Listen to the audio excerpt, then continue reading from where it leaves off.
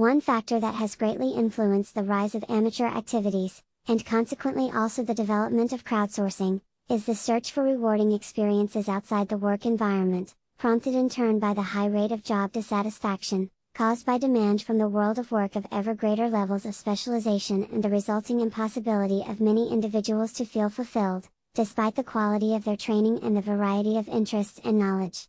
Thanks to the increasing degree of education of the company, to the ease of access to information, favored by the dissemination of news and knowledge through the web, and to a sort of democratization of the production instruments, extremely cheaper and easier to use, the heritage of knowledge and skills, that both consumers and amateurs are in possession of, is increasingly richer and allows them to compete with professionals substantially in all fields of knowledge, information technology, journalism, science, etc.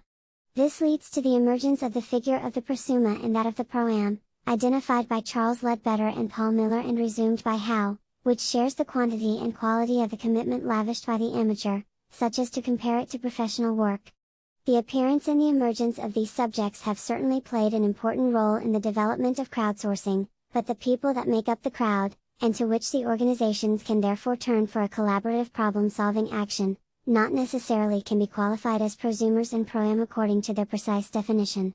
In fact, crowdsourcing can involve individuals potentially endowed with any degree of specialization and professionalism, experts in the field, scientists of the discipline, fans of the subject, consumers of the product, etc., but generally united by the desire to participate and lend their own work in a specific project, mainly not for an economic return but for reasons related to pleasure, interest, leisure, and personal satisfaction.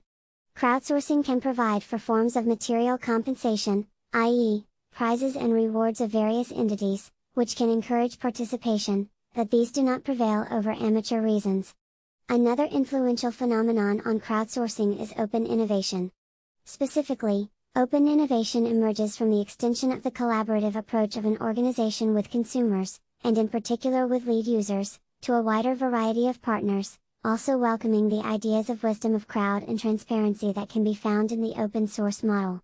The concept was introduced for the first time by Henry Chesbrough, the author of the course Open Innovation, the New Imperative for Creating and Profiting from Technology, and is based in particular on the need for an organization to open up to cooperation with external actors at its own boundaries in research and development activities, to obtain technological and above all cognitive resources, taking up the key points of the approach of collaborative networks regarding interorganizational relations, but naturally referring to all the possible relations of the company with external subjects.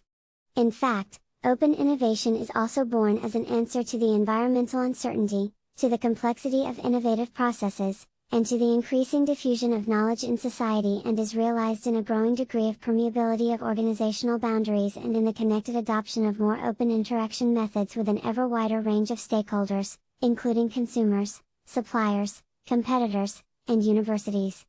Chesbrough underlined the need to overcome the closed innovation approach, especially in sectors such as information technology, where the life cycle of products is very short, and it is not possible to exercise sufficient control over the dynamics of the market.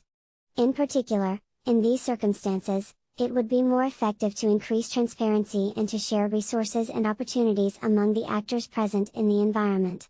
Gassman and Enkel identified three possible models of open innovation: the outside-in model, which favors an enrichment of the skills of a company, thanks to the integration of external sources of knowledge in the processes of knowledge creation; the model inside-out, which involves an inverse process, i.e., the outsourcing of internally generated ideas and innovations, making them available for exploitation by other subjects in the reference environment, an alliance model between different partners that consists of a combination of the two previous approaches.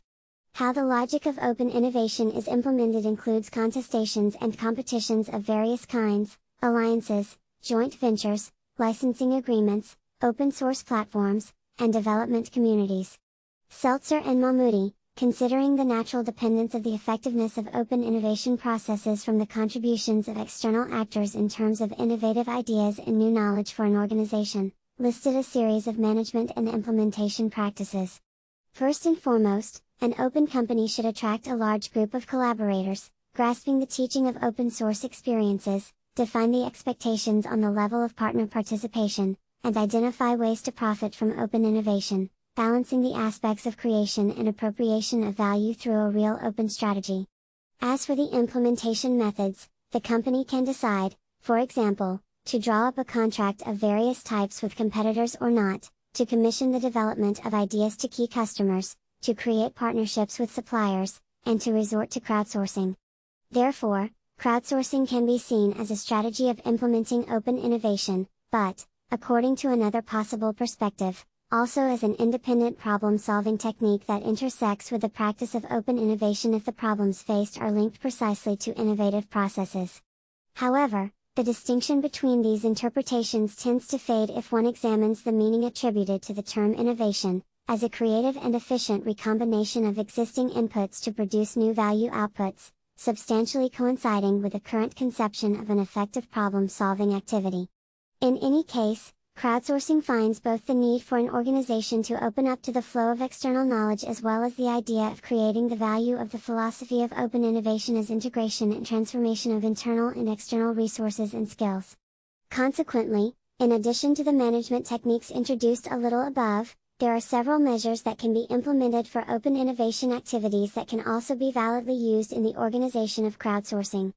These include an accurate description of the problem to be solved, without revealing the possible solution options developed by the organization, so as not to influence and therefore fully exploit the thinking and the potential for reflection of the subjects involved from the outside, a careful definition of the context in which the problem is placed, so that the issue to be addressed is clear, a complete illustration of the concepts, without taking their knowledge for granted, the exposure of the limits of the company in applying a possible solution, so as to limit the research to the feasible options, sharing all available knowledge, and finally an orientation toward quality results that, even under different aspects, have a value for all the people involved in the innovation process.